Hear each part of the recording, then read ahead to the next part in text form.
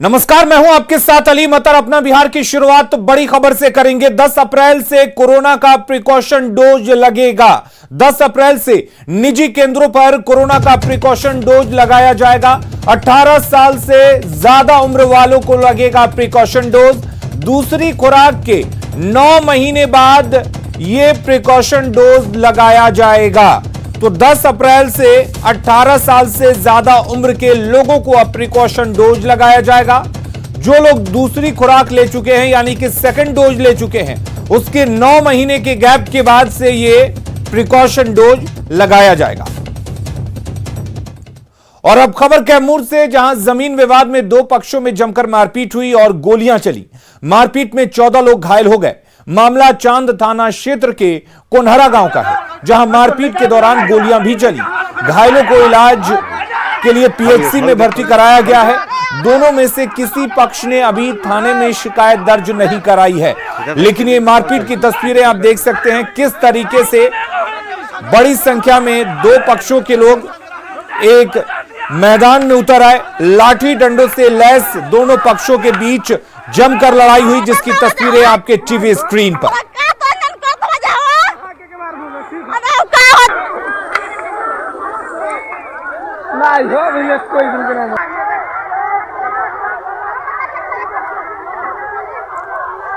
तो कैमूर से ये तस्वीरें, जहां पर 2 गुटों में जमकर मारपीट हुई। इस मारपीट में 14 लोग घायल बताए जा रहे हैं। आपको बता दें कि इस दौरान फायरिंग की भी सूचना है। तस्वीरें आप देख सकते हैं टीवी स्क्रीन पर किस तरीके से 2 पक्षों के लोग लाठी डंडों से लैस होकर एक दूसरे पर बरस पड़े और एक दूसरे पर वार किया, जिसमें 14 लोगों के घायल होने की खबर है। इस दौरान फायरिंग की भी सूचना है। कुमार अभिनव हमारे साथ जुड़े हुए हैं कैमूर से, हमारे संवाददाता। अभिनव, आपसे जानना चाहेंगे पूरा मामला क्या कुछ है और फिलहाल क्या हालात है वहां पर? जी, आपको बता दें कि अभी हालात सामान्य हैं और पुलिस मामले की छानबीन में जुटी हुई है। अभी तक पुलिस ने लगभग 3 लोगों को गिरफ्तार कर लिया है वहां से, और मौके से भारी मात्रा में असला बारूद बरामद हुआ है। जी अभिनव, 2 पक्षों में यह मारपीट हुई, फायरिंग की भी सूचना है। आखिर किस बात को लेकर यह विवाद हुआ था? जी नहीं, ये विवाद पुरानी रंजिश है इन लोगों की। आपको बता दें कि उस गांव में 2 पक्ष है, एक पूर्व मोहल्ला पक्ष है और एक पश्चिम मोहल्ला पक्ष है। पश्चिम मोहल्ला पक्ष और पूर्व मोहल्ला पक्ष में कोई नई विवाद नहीं है। शुरू से आपस में वो दोनों आए दिन लड़ते रहते हैं, लेकिन जो आज विवाद हुआ है जमीनी विवाद हुआ है। और रास्ते को लेके, जो वहाँ एक रास्ता निकलता है, उस रास्ते को लेके हुआ है कि इस रास्ते से हमारे मोहल्ले के लोग जाएंगे, और पूर्व मोहल्ला कहना था कि हमारे मोहल्ले के लोग जाएंगे, और पश्चिम मोहल्ले के लोग कहना था कि हमारे मोहल्ले के लोग जाएंगे। उसी को लेकर, उस रास्ते को छेकने के चक्कर में, उसी को लेकर दोनों लोगों में खूब जमकर लाठी डंडे और गोला बारूद, लाठी डंडे चले हैं। जी क्या आप अभिनव बता रहे हैं कि यहां से गोला बारूद भी पुलिस ने जब्त किया है? क्या दोनों पक्षों की तरफ से आवेदन दिया गया है? जी नहीं, अभी थाने में आवेदन नहीं दिया गया है। वीडियो वायरल होने पे चांद थाना एक्शन में दिखी है। 3 लोगों को गिरफ्तार कर लिया गया है अभी। जी, 3 लोगों को गिरफ्तार, भारी मात्रा में गोला बारूद और असला बरामद किया गया है। यानी कि अभिनव, ये माना जाए कि दोनों पक्षों की तरफ से एक तरह से पूरी तरह से सुनियोजित ये हमला था। जी जी, बिल्कुल बिल्कुल, इन लोगों का पूरा ये प्लान हमला था, और ये आगे के लिए भी कुछ बड़ा तैयारी करने के चक्कर में थे। तो पुलिस इसको किस तरह से देख रही है? क्या प्रिकॉशन ले रही है कि ये जो झड़प है एक बड़े लड़ाई झगड़े में ना बदले, एक विवाद में ना बदले? जी, अभी मौके पे, वहाँ घटनास्थल पे भारी बल में पुलिस बल मौजूद है, और मुख्यालय से भी बहुत सारी पुलिस गई है। आपको बता दें कि अभी पुलिस पूरी प्रिकॉशन ले रही है कि ये मामला आगे नहीं बढ़े, और ये आसपास एरिया में शांतिपूर्वक बनाए रखने के लिए पुलिस अपनी पूरी क्षमता से काम कर रही है। फायरिंग की भी सूचना है। क्या किसी तरह का हथियार जब्त किया गया है पुलिस के द्वारा? जी जी, फायरिंग में एक व्यक्ति जख्मी हो गया है, और हथियार आपको जब्त किया गया है। देसी कट्टे बरामद हुए हैं वहां से फिलहाल अभी।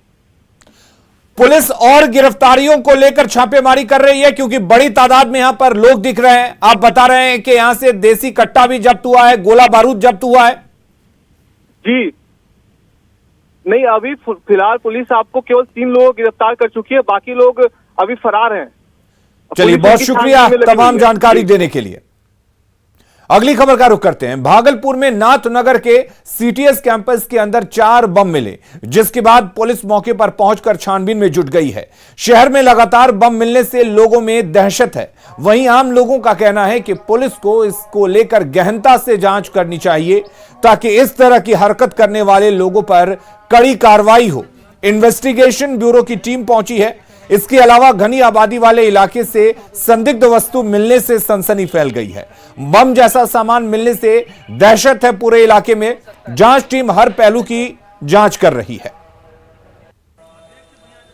भागलपुर नाथनगर सिपाही प्रशिक्षण केंद्र के चारदीवारी के अंदर बम मिलने के बाद स्थानीय पुलिस लगातार मौके पर कैंप कर रही है। तो वहीं सूचना मिलने के बाद भागलपुर के रेंज डीआईजी सुजीत कुमार वो मौके पर पहुंचकर वो निरीक्षण करने के लिए वो पहुंचे और साथ ही भारी पुलिस बलों के साथ और साथ में डॉग स्क्वाड की टीम और इन्वेस्टिगेशन ब्यूरो की टीम जो है वो मौके पर पहुंचकर जांच और पड़ताल कर रही है। लगातार जो ये एरिया है जो चारदीवारी है सिपाही प्रशिक्षण केंद्र का, वहां पर जो है वो सभी अधिकारी पहुंचकर वो मौके पर जायजा ले रहे थे, वो निरीक्षण कर रहे थे। हालांकि चारदीवारी के अंदर बम मिला है और यह जो इलाका है यहाँ पर झुग्गी झोपड़ी और खासकर घनी आबादी वाला क्षेत्र है। ऐसे में खासकर सिपाही प्रशिक्षण केंद्र के अंदर बम मिला है। उसके बाद जो है डॉग स्क्वाड और इन्वेस्टिगेशन ब्यूरो की टीम जांच पड़ताल करने के बाद अब जो है बम निरोधक दस्ता को जो है बुलाने की तैयारी चल रही है।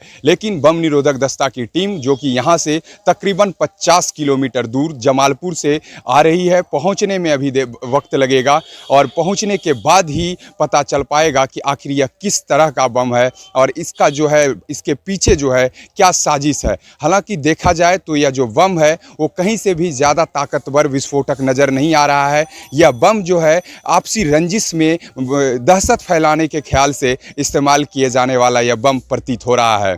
विकास कुमार सिंह, न्यूज़ 18, भागलपुर।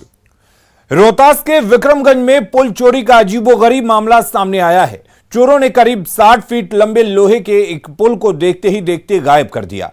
स्थानीय लोगों के मुताबिक नहर पर बना पुल काफी जर्जर हो चुका था और उस पर आवाजाही बंद हो चुकी थी। एक दिन कुछ चोर सिंचाई विभाग के अधिकारी बनकर आए, जेसीबी और गैस कटर से पूरे पुल को काट दिया और लोहे को काटकर वाहनों पर लाद कर चले गए। चोरों की हिम्मत देखिए, वो पूरे 3 दिन तक पुल के लोहे को काटते रहे और वाहनों पर लाद कर ले जाते रहे। मामला नासरीगंज थाना क्षेत्र के अमियावर का है, जहां आरा कैनाल नहर पर सन 1972 में यह पुल बना था। इस पुल को चोरों ने दिन दहाड़े चुरा लिया। आप तस्वीरों में देख सकते हैं किस तरह से मजदूर पुल के लोहे को काटकर पिकअप वैन में लाद रहे हैं। 1972-73 के आसपास बना था और ये पुल पर हम लोग बचपन बिताए हैं और ये पुल हमारे गांव का धरोहर था। प्रमुख साहब का फ़ोन आया हमारे ऊपर कि भारद्वाज जी पुल, तो हमने कहा कि ऐसी ऐसी बात है, तो नहीं, पुल तो लोग बेच दिया। अगर ऐसी बात है, अगर पुल भी बेचा गया है, अगर स्टोर नहीं किया है सरकारी खजाने में, तो निश्चित रूप से इन सारे लोगों पर कानूनी कार्रवाई होनी चाहिए और इन लोगों को बख्शा नहीं जाने देना चाहिए। तो देख रहे थे कि लोग आके काट रहे थे, लेकिन हम लोगों को कोई सूचना नहीं है। इसका उचित जांच हो और जो काट के ले गया उस पर उचित कार्रवाई किया जाए। मगर इस बार जो भी काटा है वो बिना सूचना दिए हुए अपने को विभागीय आदमी क्या करके वो अपने काम को अंजाम दिया है। इस तरह का ये घटना हुआ और सारे लोग भ्रमित रह गए कि लोग सोचे कि ये विभागीय है। का कंक्रीट हो रहा था, मैं यहीं पर था, मगर मुझे इसकी कोई सूचना नहीं प्राप्त हुआ। और पुल के चोरी पर अब कई सवाल उठ रहे हैं। जब पुल की चोरी होती रही तो सिंचाई विभाग के अधिकारी आखिर क्या कर रहे थे? सवाल यह भी कि सिंचाई विभाग को आखिर इसकी जानकारी क्यों नहीं मिली? 3 दिनों तक आखिर अधिकारी कहां सोए रहे? लोगों ने चोरों को क्यों नहीं रोका? सवाल यह भी है कि आखिर सिंचाई विभाग को इसकी जानकारी क्यों नहीं दी गई? माना सिंचाई विभाग ने एफआईआर दर्ज करा दिया है, लेकिन क्या एफआईआर दर्ज कराना ही काफी है?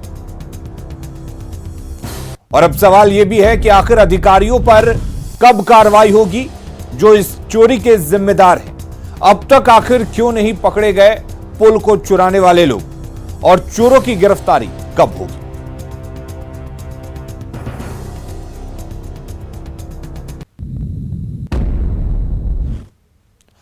बड़ी खबर दरभंगा के बिरौल से है, जहां सुपौल बाजार में दिन दहाड़े गुरुवार को 50 लाख की लूट हुई थी, जिसका सीसीटीवी वीडियो सामने आया है। पंजाब नेशनल बैंक से दिन दहाड़े हुई 50 लाख की लूट की तस्वीरें आप अपनी टीवी स्क्रीन पर देख सकते हैं। कैसे लूट के बाद लुटेरे बैग में रुपए भरकर भागते हुए दिख रहे हैं। कैसे दिन दहाड़े बैंक में लूट की घटना को अंजाम देकर बाइक से 5-5 अपराधी भीड़ भाड़ वाले इलाके से फरार हो जाते हैं और लोग देखते हुए रह जाते हैं। उन्हें रोकने वाला कोई नहीं होता। पुलिस ने बैंक के अंदर लगे सीसीटीवी को जब्त कर लिया है और आगे की जांच की जा रही है। लूट की घटना स्थानीय दुकानदार के सीसीटीवी कैमरे में भी कैद हुई है। सवाल यह उठता है कि जब बैंक सुरक्षित नहीं है तो आम लोग और व्यवसायी कैसे सुरक्षित रहेंगे।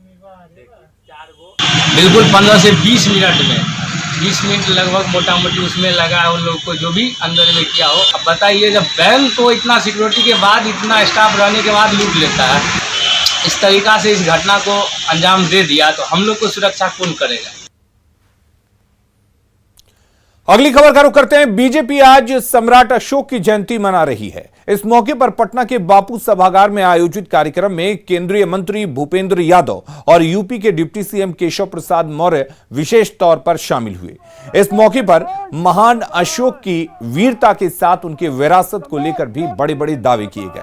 केशव मौर्य ने कहा कि हम उनके वंशज हैं, तो सुशील मोदी ने इस कार्यक्रम को और भव्य बनाने की बात कही। सुनिए किसने क्या कुछ कहा।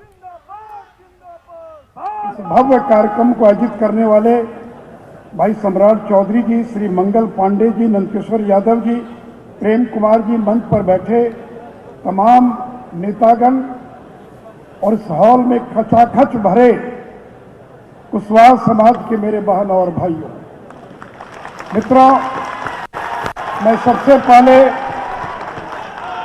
सम्राट चौधरी जी को धन्यवाद देना चाहूंगा, जिन्होंने ये शानदार कार्यक्रम यहाँ पर आयोजित किया है। और मैं सम्राट चौधरी जी से कहना चाहूंगा, ये तो 5000 का हॉल है। अगले साल पटना के गांधी मैदान में 1 लाख से ज्यादा कुशवाहा समाज के लोगों को इकट्ठा कीजिए।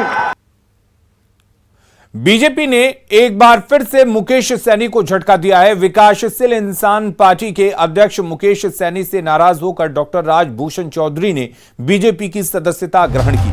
केंद्रीय मंत्री भूपेंद्र यादव और संजय जायसवाल की मौजूदगी में पटना में उन्होंने पार्टी का दामन थामा। इस मौके पर संजय जायसवाल ने कहा कि आने वाले दिनों में वीआईपी के करीब 90% कार्यकर्ता बीजेपी में शामिल होंगे।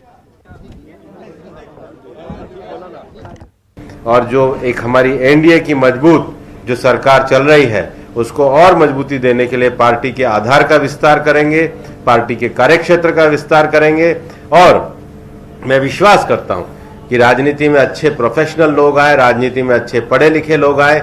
मैं आह्वान करता हूं कि राजनीति में आज ऐसा समय है कि बिहार को और आगे बढ़ाने के लिए डॉक्टर राजभूषण जैसे जो बहुत अच्छा कैरियर रखते हैं। महीनों में जिस तरह के कार्यकाल और जिस तरह के कार्य और खास करके जो मछुआ विरोधी कार्य उस समय के तत्कालीन मंत्री ने किया था, उनसे नाराज होकर के वह भारतीय जनता पार्टी की सदस्यता ग्रहण कर रहे हैं।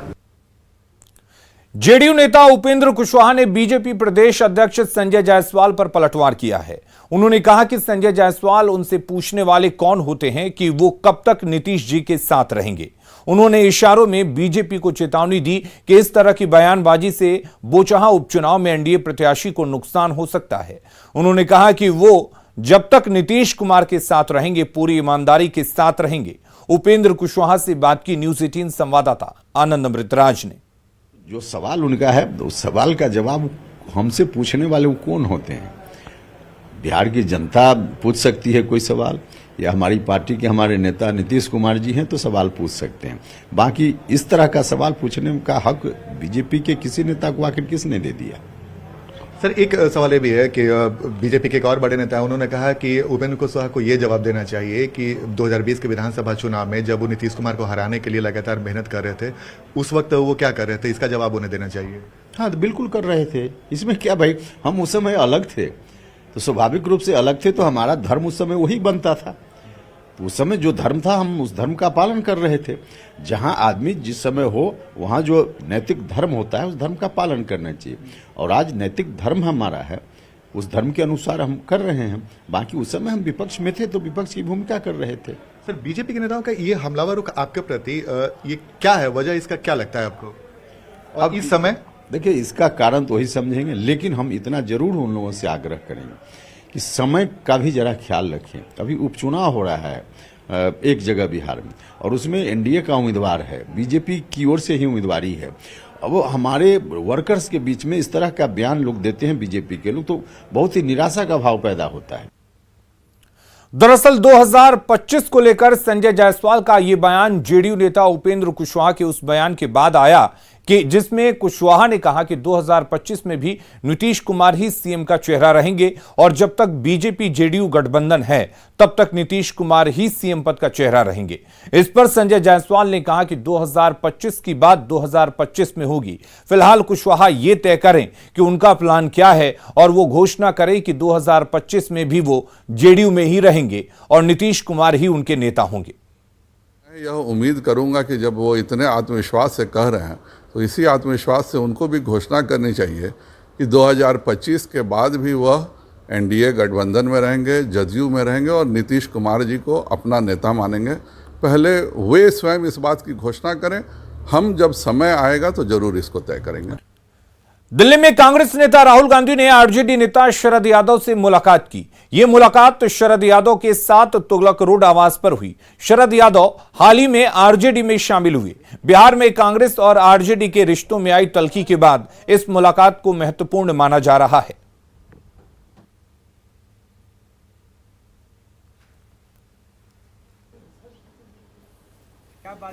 मेरे गुरु हैं, इसलिए मैं गुरु से मिलने आया था।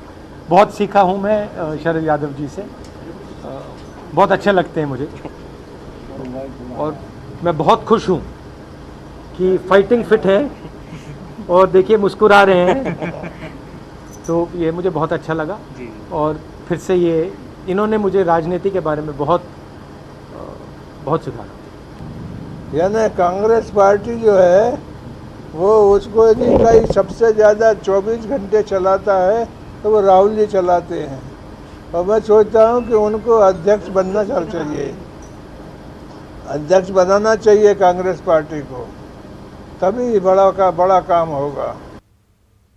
बिहार में 7वें चरण की शिक्षक बहाली की मांग को लेकर शिक्षक अभ्यर्थियों ने आंदोलन की चेतावनी दी है। अभ्यर्थियों ने सरकार को 20 अप्रैल तक बहाली का शेड्यूल जारी करने की मोहलत दी है और साथ ही चेतावनी भी दी है कि अगर इस दौरान शेड्यूल जारी नहीं होता है तो राज्य भर के अभ्यर्थी 20 अप्रैल के बाद उग्र आंदोलन के साथ भूख हड़ताल करेंगे। अभ्यर्थियों से बात की पटना संवाददाता रजनीश कुमार ने। बिहार में छठे चरण की शिक्षक बहाली में 91,000 सीटों के एवज में महज 41,000 अभ्यर्थियों की बहाली हुई। ऐसे में 2 लाख से ज्यादा अभ्यर्थी अब भी बहाली के इंतजार में हैं। सरकार की तरफ से अब तक कोई आश्वासन नहीं दिया गया है, जबकि अभ्यर्थी लगातार आंदोलन के मूड में है। हमारे साथ शिक्षक अभ्यर्थी हैं जो 7वें फेज की बहाली को लेकर लगातार सरकारी दफ्तर का चक्कर लगा रहे हैं, सचिवालय में सरकार से जवाब मांग रहे हैं, लेकिन कोई जवाब नहीं मिल रहा है।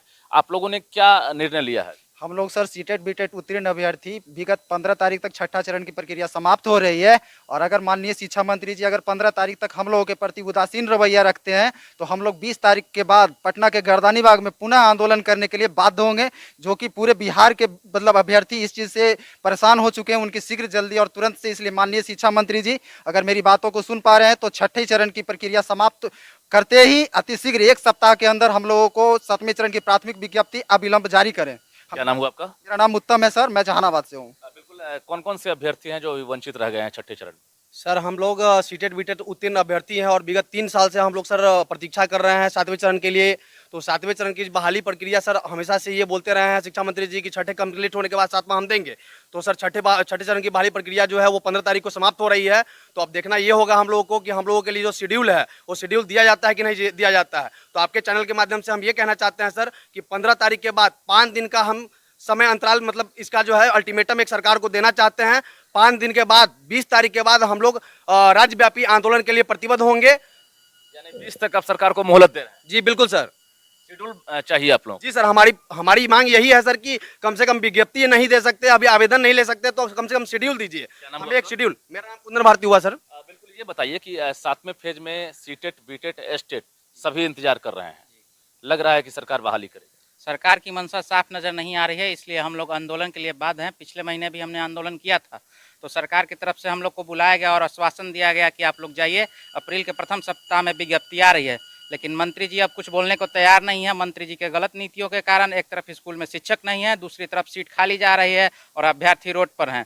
तो हम सरकार तो कह रही है कि छठे पेज के जो माध्यमिक अभ्यर्थी हैं उनका अब तक कोर्ट में मामला फंसा हुआ है। तो सरकार उसमें हस्तक्षेप की है। अगर सरकार चाहेगी तो 6 फेज में जिस तरह से कोर्ट से ऑर्डर अपना वक्तव्य देकर ले ली थी, उस तरह इसमें भी कर सकती है। लेकिन सरकार की मंशा साफ नहीं दिख रही है। सरकार बच्चों के भविष्य के साथ खिलवाड़ कर रही है। क्या नाम? हम लोग होने नहीं।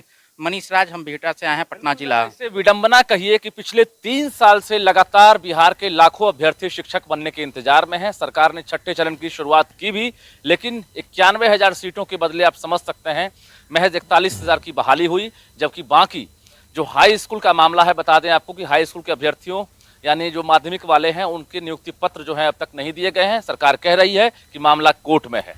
वहीं दूसरी तरफ 7वें फेज के लिए सीटेट हो, बीटेट या एस्टेट लगातार इंतजार में है। ऐसे में अब इन लोगों के पास विकल्प नहीं है। साफ तौर से इन लोगों ने अब चेतावनी दी है कि अगर 20 अप्रैल तक सरकार शेड्यूल नहीं जारी करती है 7वें फेज की, तो ये लोग आमरण अनशन के साथ उग्र आंदोलन करेंगे।